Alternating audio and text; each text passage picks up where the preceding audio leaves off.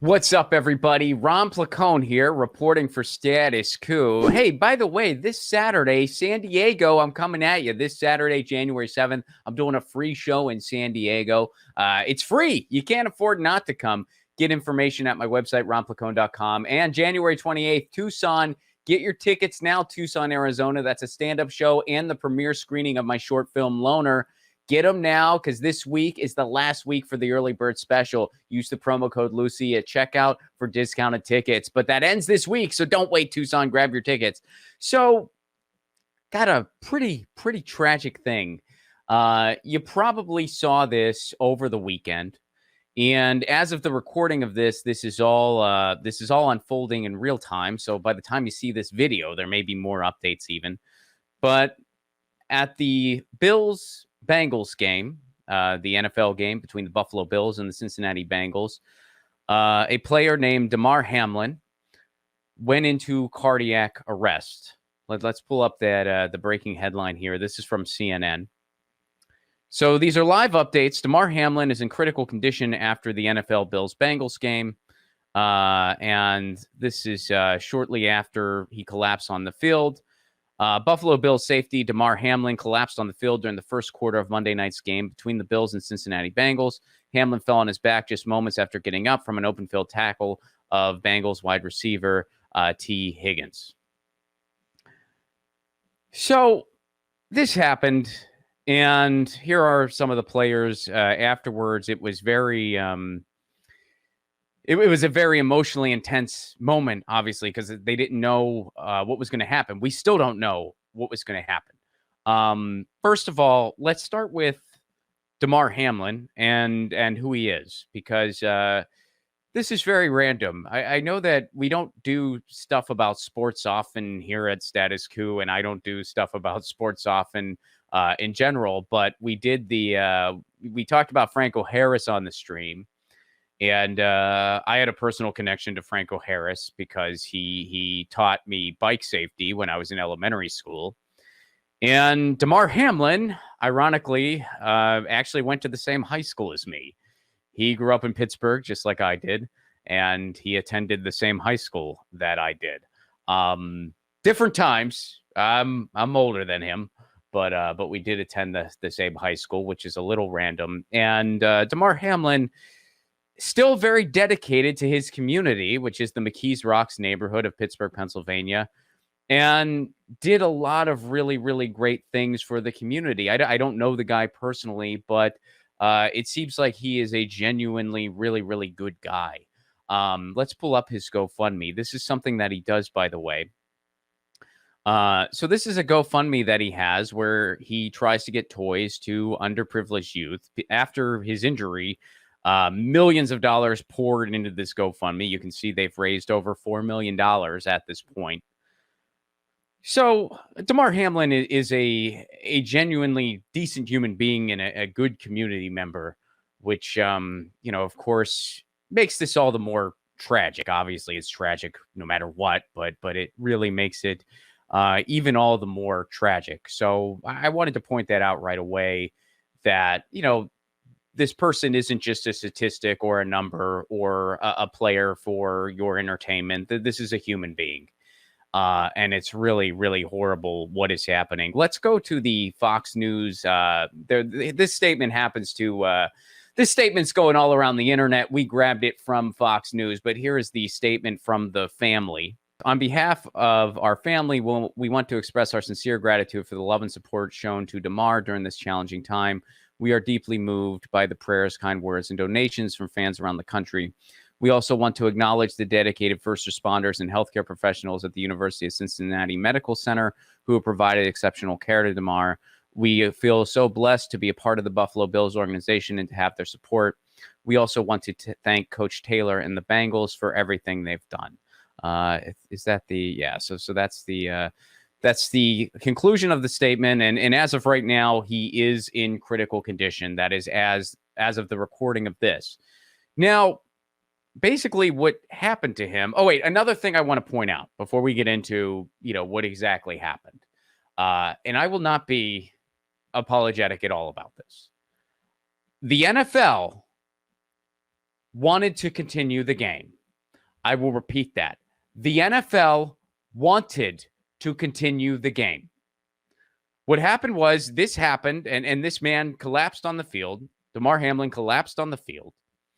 And eventually they realized the magnitude of the situation. They realized this wasn't just like oh, he hurt his ankle or something like that. This was way more serious, and this could literally be life or death. It still could be. They realized the magnitude of the situation. Players were crying. They were huddled. People were just praying. People were praying in the stands. People were incredibly upset, reasonably so, of course. And the NFL wanted to continue the game. Joe Buck, the sportscaster, reported that the NFL was giving the teams 5 minutes to kind of just get it together and then continue the game. And then what happened was I think it was the Bills coach who went to the center of the field first and said, what the hell are you? I don't think we can play a game right now. We're freaking out here. Our teammate might not survive. I think there's some things a little more important than a freaking football game right now. And I think the Bengals were in agreement. Both teams went down to the locker room and the game was postponed. Now, the NFL is denying that they said this, that they issued such a statement. So what do you guys think happened? Do you think that Joe Buck made it up? Do you think that a sportscaster and a prominent sportscaster who has a direct line to the league, do you think he just made it up for fun? What do you think happened? I think that the NFL is trying to do some damage control. And I think that the NFL did want the game to continue because all of the evidence points to that they did. Multiple reports are reporting that, yes, in fact, they did. The NFL wanted the game to continue. It took at least 40 minutes before Commissioner Roger Goodell said, okay, we're not going to have the game. And it was because of pressure from the players, the coaches, the players' union on the NFL. So the NFL wanted to continue the game.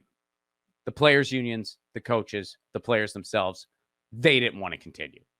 And eventually the NFL had to concede. And if you see anybody supporting the NFL right now, trying to make excuses for the NFL, I think you're just in denial.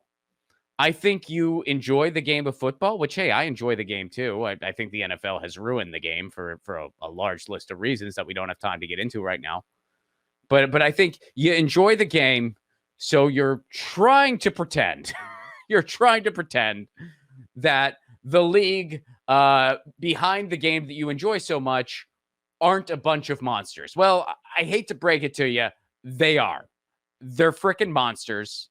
And they wanted to continue a game when someone potentially may have lost their life on the field. So, I'm not going to apologize for the NFL or try to sugarcoat what the NFL did. I'm just not. I'm sorry. So what happened to Damar Hamlin? And again, this is still unfolding in real time. We're going to get this video live as quickly as we can. There will be updates, presumably later on the stream today. But he took a hit to his heart. And what happened was something that is referred to as comatose cordis or comatose cordis. I'm not sure exactly how to pronounce it, but it's spelled COMMOTIO, cordis, CORDIS. And what that basically means is that when somebody takes a hit to the heart at a particular time during the rhythm of their heart, your heart beats. And if you are hit in a certain place during a certain time during your heartbeat, that hit at that exact moment can cause the heart to go completely out of rhythm, which then will cause cardiac arrest. And that's what happened to him. And now again, I'm not a medical professional. I'm not a doctor. And, I do not have those qualifications. The explanation I just gave you is my layperson's interpretation of reading about it from doctors where they said this is why that happened. So when stuff like that has happened in the past, CPR has saved lives. Now, he did receive CPR immediately, and his heart was beating again on the field. They were able to revive his heart. However, what's also very concerning here is that they were giving him CPR for 9 minutes, and a human can only go so long without oxygen. So that's why there are still a lot of unknowns here, and we don't know whether he will recover or not, basically, because of those unknowns. Like, well, gee, it was going on for 9 minutes. Can a human bounce back from that, or was he without oxygen for too long? But they did revive his heart. That, of course, is good. It's very tough to say. It's very, very tragic. And all you can really do is hope and send all the best wishes that you can to him and his family. If praying is your thing, by all means do that. If it's not your thing, that's okay too. But whatever faith you do have, offer the best that way. And if you are able to give to the GoFundMe, that'd be a wonderful thing to do as well. Damar Hamlin cares about those in need, so that's a good gesture to do as well. And it's just a very, very tragic thing through and through. And as of the recording of this, that's all the information that we really have right now. But all we can do is keep an eye on this and hope that he pulls through here. This is Ron Placone for Status Coup, signing out.